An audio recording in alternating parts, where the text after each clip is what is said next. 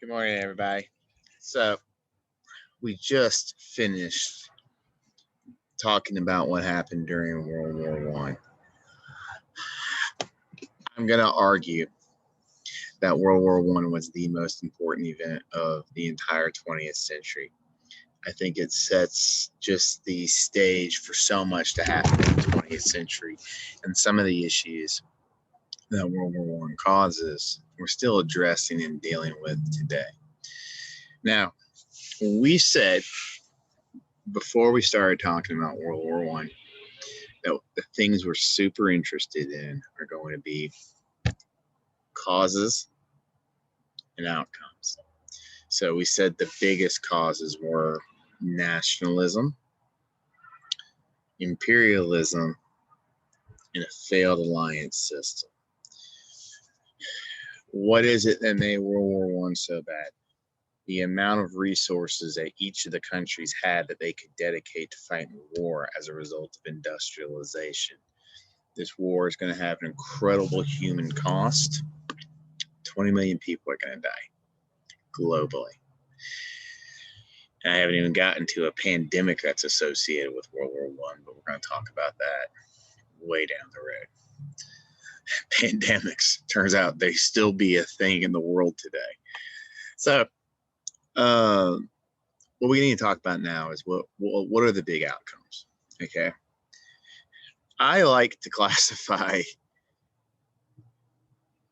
the countries involved in the war not as winners and losers, but by how much of a loser you are, because I really don't think fundamentally there are any winners in the war. Who are the big losers? The big losers. The big losers are going to be four countries, four states. Number one, arguably the biggest empire, a loser, was the Russian Empire. Russia surrendered in the war, surrendered to Germany. They're the first country to get knocked out, we said. And now they're dealing with a civil war that's going to lead to them becoming communist. We're going to talk about that in the days to come. Losers number 2 and 3, Austria Hungary and Germany. And I should throw in the Ottomans. These were 3 land-based empires for the most part, although Germany has an overseas empire too. I shouldn't really call them land-based. 3 empires in Europe that lose. And there's going to be a tremendous cost for them for losing these wars, for surrendering. Then you have the British and the French. Yes, they're on the side that militarily won. They had millions killed in this war. It's very hard to say that this was a net gain for them, big picture. And then definitely the country that lost the least in the war is the United States. Mostly because we were not in the war for that long. We're in the war for roughly 18 months of active fighting. The war wasn't fought on our turf. It wasn't even actually a total war for the United States. We lose a fraction of the soldiers that the other countries did. And unlike all the other states, our economy is still intact. In fact, the war overall was pretty good for our economy. So, of all the countries involved in the war, we were the least loser. But I would still argue, what did the United States get out of the war that was worth fighting?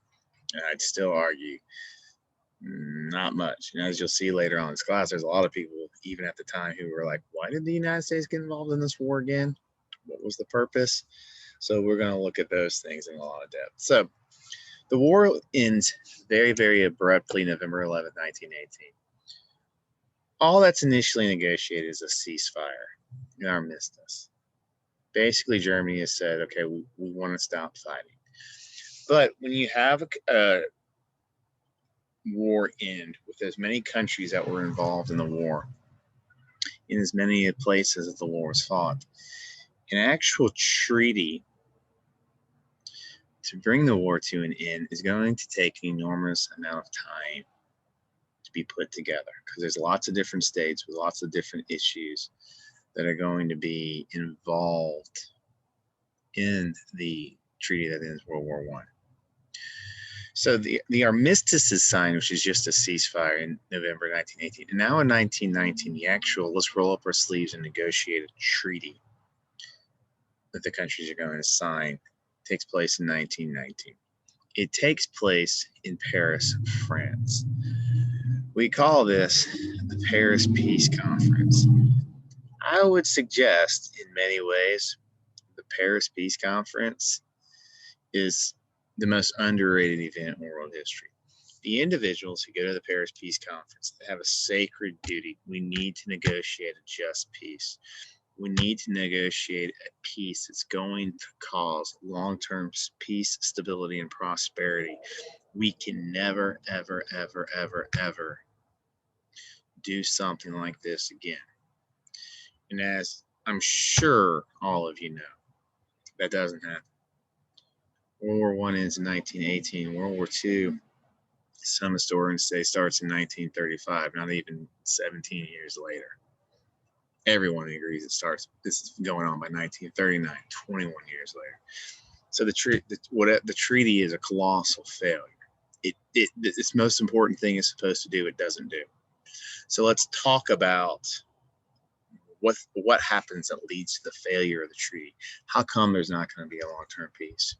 And basically, it doesn't. The reason is this treaty that ends the war doesn't make hardly anybody happy. The countries that are going to be the most important in negotiating the treaty that ends the war are the three most victorious powers. Again, I don't want to call them winners: the United States, Britain, and France. Of these three, you have three different groups of people with three very different agendas. The United States is the most interested in a long-lasting peace. The United States is very interested in spreading very liberal ideals. The United States wants to see democracy, capitalism, and free markets. Not so much interested in punishing Germany and Austria. If you say, wow, that sounds very high-minded and noble and liberal of the United States, I would say, yeah, actually, you're probably right. But I would also say it's very easy for American leaders, and we'll talk about who that's going to be at the Paris Peace Conference, to say things like this when our country wasn't destroyed, our economy wasn't destroyed. We're doing great still. We didn't, and no country can directly threaten us because we don't share a border with any of these countries that lost the war. So it's easy for us to be proponents of very liberal ideals at this meeting. The person who's going to negotiate the treaty on behalf of the United States is a man named is our president, Woodrow Wilson. I believe this is the first time that an American president had left the United States to go to Europe since the United States had been created. That's how important this was seen in the United States. Then you have Britain, and then you have France. Britain is most interested in increasing its imperial territories globally and also making sure that Germany is never a threat to them again. Then you get to France. Of these three countries, France had suffered the most. France had the most losses, and France is where the war was fought. France is where the Western Front was. Basically, a third of French, not a third, maybe a fifth of French territory had been destroyed in the war, been occupied by Germans. It had been a battlefield. And the French really, really, really want to punish the Germans. They want to make it so that the Germans are crushed and they can never, ever, ever do anything like this again. They want Germany to pay. They want Germany to suffer. They want to bury Germany at this treaty.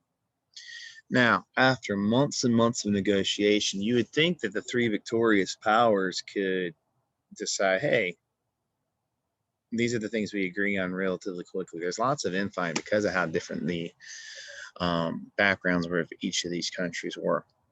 One of the things that Woodrow Wilson wanted to create in a treaty that ended the war was a new international organization designed to keep peace. This organization was called the League of Nations. The League of Nations was organized and designed to be a place where countries could go and settle their differences peacefully. He fought and fought and fought, and eventually he gets the the other two states to agree to create this new international peacekeeping organization. It's the first organization like this ever in world history. And it's going to be designed to keep another war like this from ever happening. So what happens ultimately is the United States gets many of its liberal ideals in place in the treaty that ends the war. But so does France. So does Britain. Basically, everybody gets what they want if you're in these three states. But that's going to lead to huge issues in many of the other states that fought the wars. Like, wait, how come we didn't get what we were promised? Or if you're a, God forbid, one of the sides that lost, the amount that you were going to be punished punitively for fighting the war. Ultimately, the treaty that ends the war is called the Treaty of Versailles because it's signed in the Hall of Mirrors at Versailles. The Germans really didn't have any negotiation. The German delegation to the Treaty of Versailles was basically locked in a hotel room for months. They were bracing for the worst. They didn't know what the treaty would include, but they were forced to sign the treaty no matter what. One day they're summoned and said the treaty is finished, come sign it. And the first time that the Germans saw the treaty, they're horrified. They're forced to give an enormous amount of territory so that new nation states can be created. They're forced to pay reparations, punishments, monetary punishment, and restitution for France and Britain for starting the war. Because remember, Germany attacked France first, at least in the eyes of the French and the British, that made them responsible for the war. They're going to be forced, they're not going to be allowed to have a military of any significant size. But the Germans don't have an option. They have to sign it. These are the three men who negotiate the treaty. The President of the United States, Woodrow Wilson, Jorge Clemenceau, the President of France, and then David Lloyd George, who is the tall person. Let me go ahead, and they're from left to right. No, they're not. This is Wilson, President of the United States.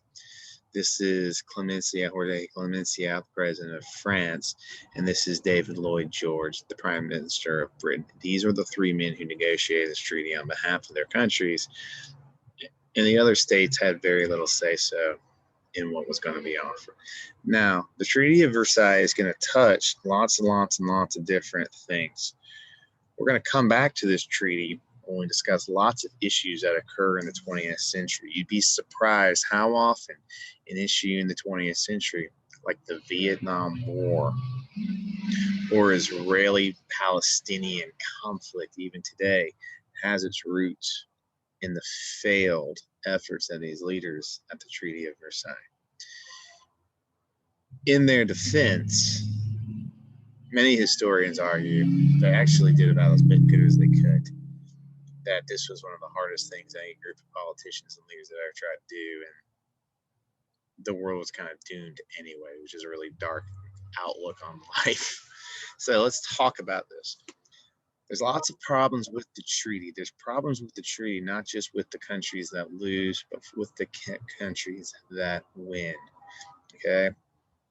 Germany's problem with the treaty. They're forced to pay very, very, very harsh reparations. They're supposed to pay reparations all the way until 1984. These were devastating for the German economy. You know, Germany was destroyed economically after the war, and now they're having to pay the equivalent in today's money of billions and billions and billions of dollars annually to the French and the British as punitive punishment for starting the war. This is going to cause tremendous suffering for the next 10 years in Germany after the war. So you don't just have the bitterness of losing the war, you also have the bitterness of having to pay these ongoing punishments. And many Germans didn't think the reparations were fair because they were being blamed for all the war, which honestly wasn't just wasn't true. They lose a third of their national territory to other states that are being created during this time period. They're going to suffer tremendously. Here's where it becomes a real issue. Bitterness. Lots and lots and lots and lots and lots and lots of bitterness. Germany's angry. They're suffering. They're betrayed. Everyone had in their knew people who had died in the war. They've been lied to by their government during the war about how the war was going. The German people have been told all the way up until November 11, 1918, we're in the war, we're in the war, we're in the war. Then they surrender. And all of this is going to pave the way for Adolf Hitler to ultimately come to power in the 1930s. Hitler comes to power in a very, very dark time economically and socially for Germany. And this bitterness and suffering after the war paves the way for this lunatic to gain control of the government. Later on, we will talk more about the rise to power of Hitler. Another country that's going to have a tremendous problem with the war is Russia. Of all the countries that were on the Allied side, Russia lost the most soldiers. Russia had suffered in many ways the most. Their government collapsed. At the Treaty of Versailles, Russia sends a delegation going, "Hey guys, can we get some of our stuff back?" And the very angry, very bitter Western allies, the United States, especially France and Britain, are like, "No, you sold us out. You surrendered. You made your peace. You get nothing." Part of the reason the Western states, Britain, France, and the United States, did not want to give anything back to the Russians, even though originally they had been allies, is that by this point, Russia has become communist. There's been a communist revolution in Russia. We're going to talk about that in the days to come. And all these Western states were democracies. And the last thing they were interested in was supporting a communist regime in any way, shape, form, or fashion.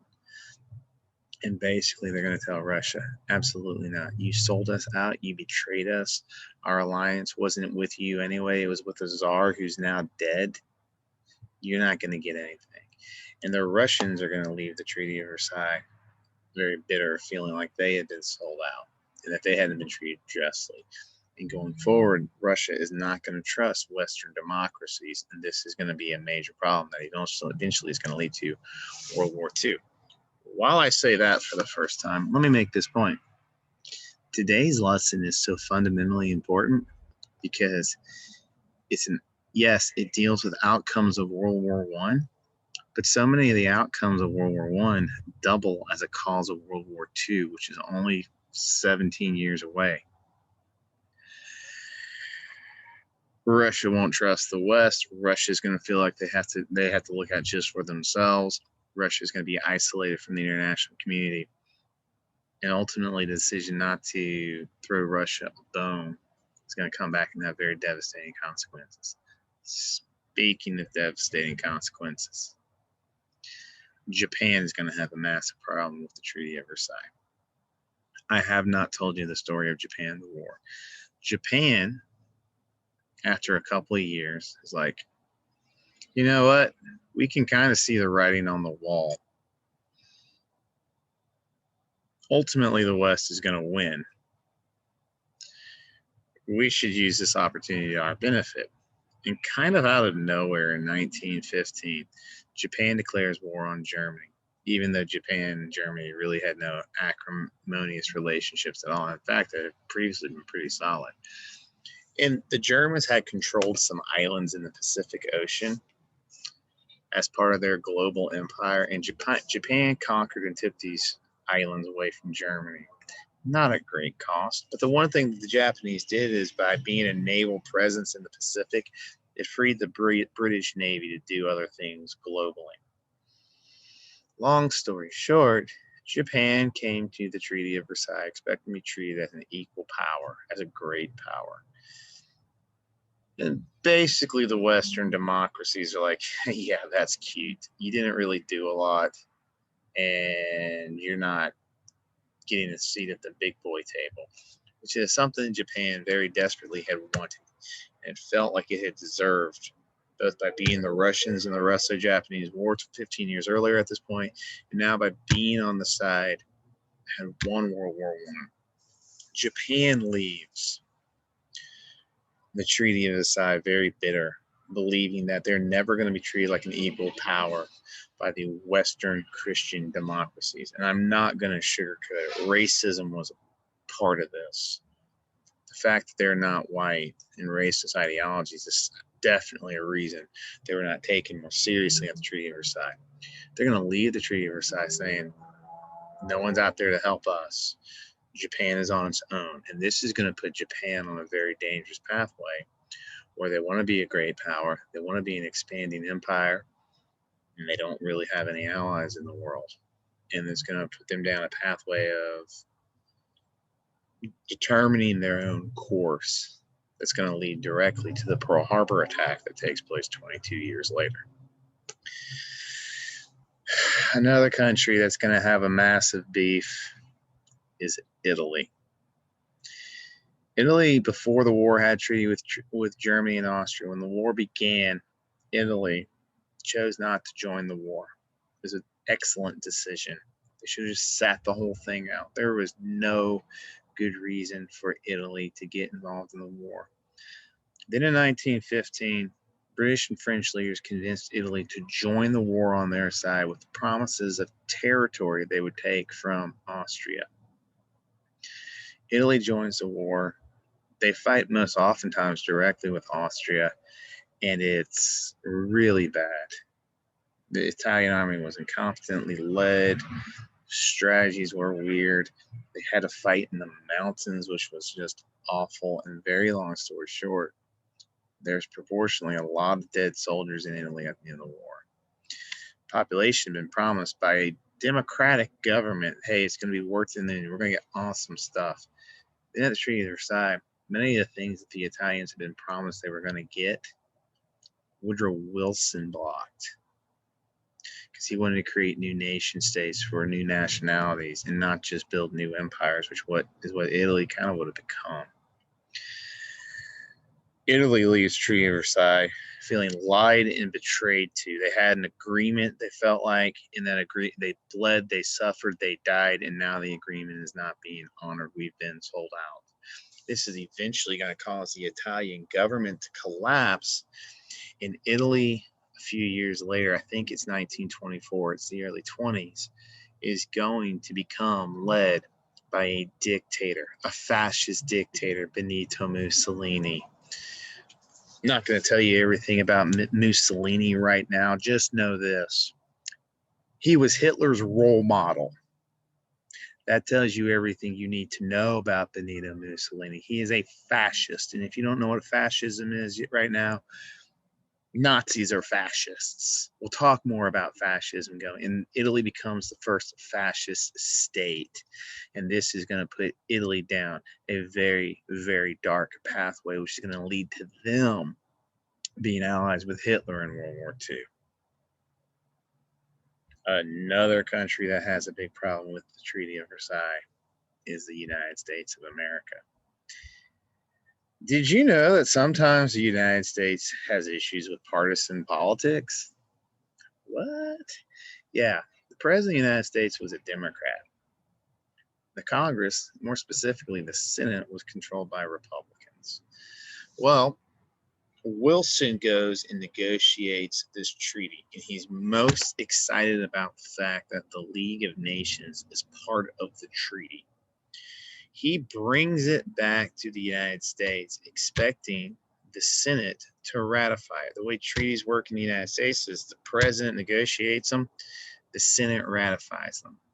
It doesn't go into effect until the Senate gives it a thumbs up. Well, Republicans in the Senate were really questioning, why was the United States even involved in this war in the first place? What were we doing? And they couldn't come up with good answers. And they really, really did not like the League of Nations idea, because they were afraid it was going to force us into an alliance where we had to fight another war if Europeans lost their minds again, basically. The United States had always been politically isolationist on our own.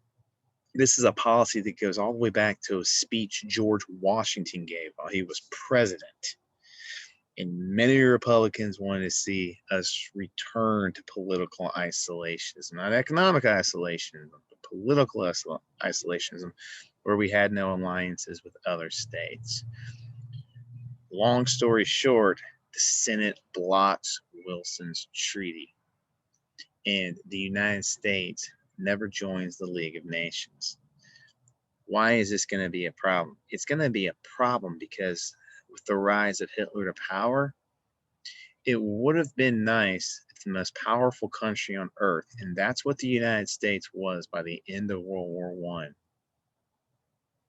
had a role to play in the international community in stopping the spread of things like this. If you wonder why is the United States so hyperactive in political affairs globally today, it traces its roots back to World War I and the end of it, when we weren't, and we just kind of sat on the sidelines and we allowed World War II to happen.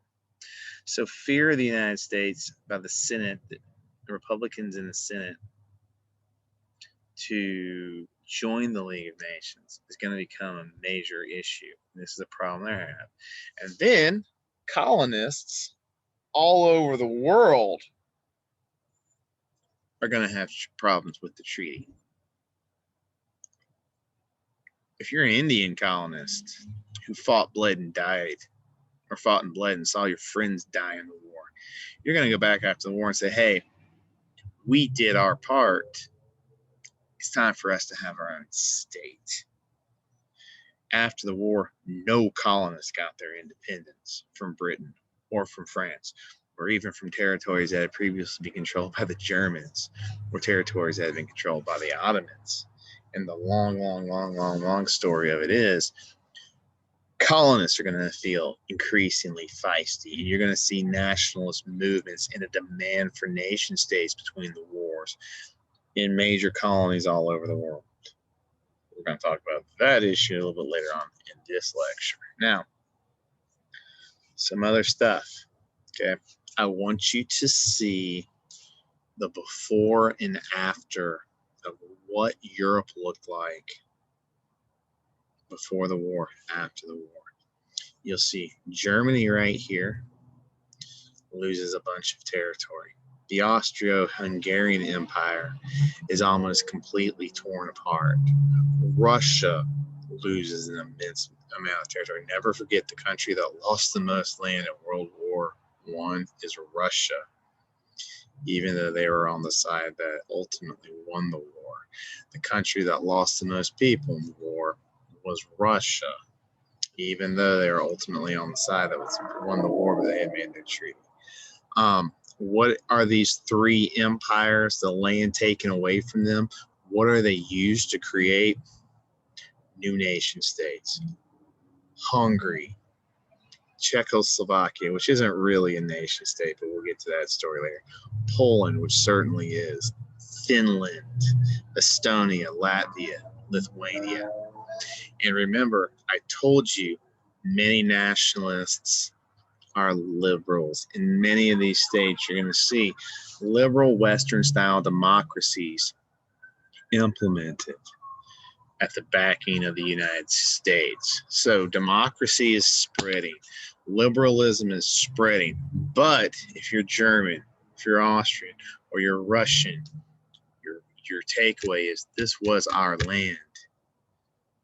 And eventually they're going to try to take it back. And that's going to get to a long series of stories that lead to World War II. Now, one of the things that happens in the war is this. The Germans had colonies all over Africa. They also had some in the Pacific, but today we're just going to focus on Africa. The Ottomans had territory in the Middle East. After the war, the British and the French take African colonies away from Germany, take Pacific colonies away from Germany, and they also take land in the Middle East away from the Ottomans.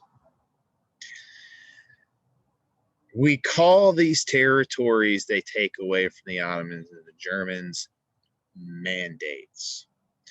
The mandates become special colonies that Britain and France control and that they will administer. And the idea that was espoused at the Treaty of Versailles was, we're going to control and run these regions until they are ready to run and rule themselves. But what was very ambiguous is, when would that day become? And all the taking over of the mandates really does is just increases the colonial territories that Britain and France have in Africa, but also in the Middle East. while nationalists in Africa are going to have great displeasure with the change, and now they're just colonists of Britain and France, the people in the Middle East are going to have a real beef with it. Most of the people who lived in the Middle East are ethnically Arab. They were part of the Ottoman Empire, who are ethnically Turks.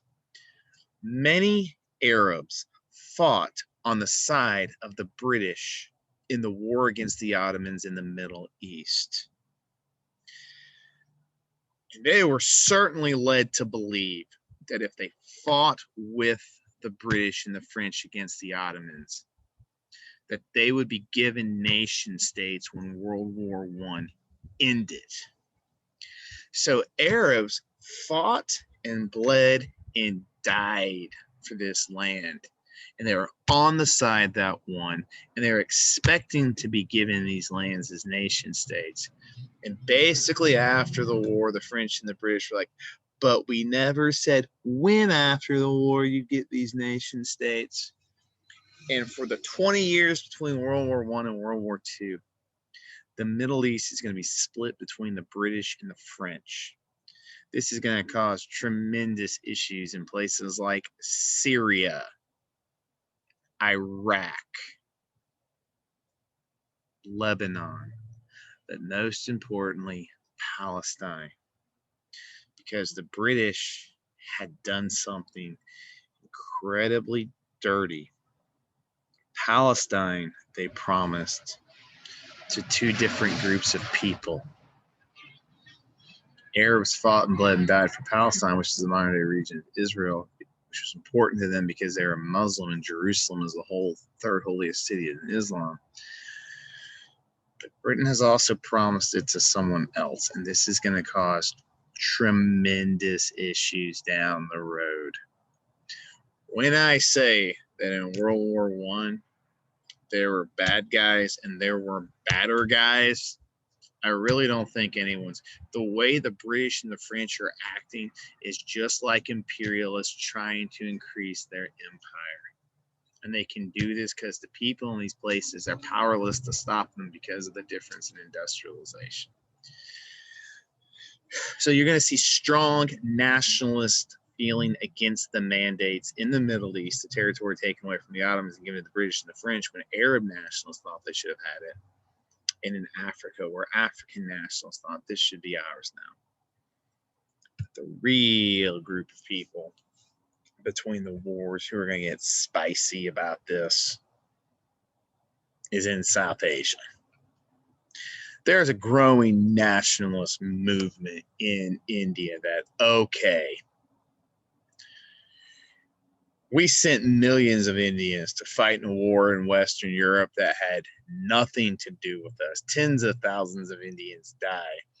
And then when the war ends, Indian soldiers, unbeknownst to them, bring back an epidemic disease that's going to kill 20 million Indians in South Asia. We'll talk about that pandemic later on in this class. But the long story short is you have a very growing anti-imperial, anti-British nationalist movement brewing in India after the war. The leader of Indian nationalism is going to be one of the famous figures of the 20th century, Mahatma Gandhi, who actually served for the British in France in World War I.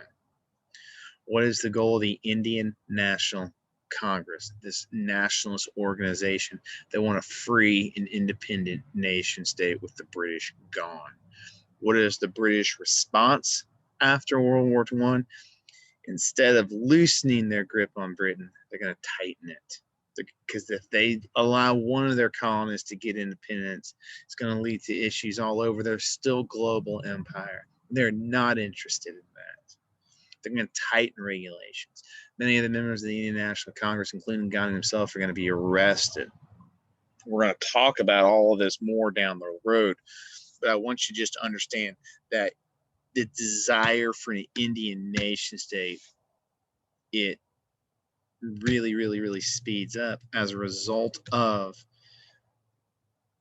fighting for the British in World War I, and now they're like, well, where is our state? What this is going to lead is to dramatically increased tension between the British and the Indian National Congress, to the point that there's a fear that there might actually be an armed South Asian rebellion if something doesn't happen. So there's lots of outcomes of World War I. All of them are important. Increased nationalism amongst colonists, bitterness by the countries that were defeated in the war, betrayal by countries who fought in the war, were on the side that won, and didn't feel like they got what was they were promised. The creation of the League of Nations, but the failure of the United States to join it. So now this international peacekeeping organization is supposed to work without the most powerful country on earth in it. The British and the French ending the war, and instead of making the desire for a long-lasting peace the number one item on the agenda, they're more concerned about expanding empires and crushing Germany and making them pay and trying to find some way of justifying for their people how this war was worth it. You're going to see a communist movement in Russia because they feel lied and betrayed to. You're going to see a fascist movement in Italy because the Italians felt betrayed and lied to. And all of this is in the immediate outcome of the war, and things don't get much better. And all of this is going to pave the way for the second global catastrophe, that is World War II. Hope you guys have enjoyed this. I could spend weeks and months talking about this one thing, but unfortunately, I don't get that right to do that. Y'all have a great day.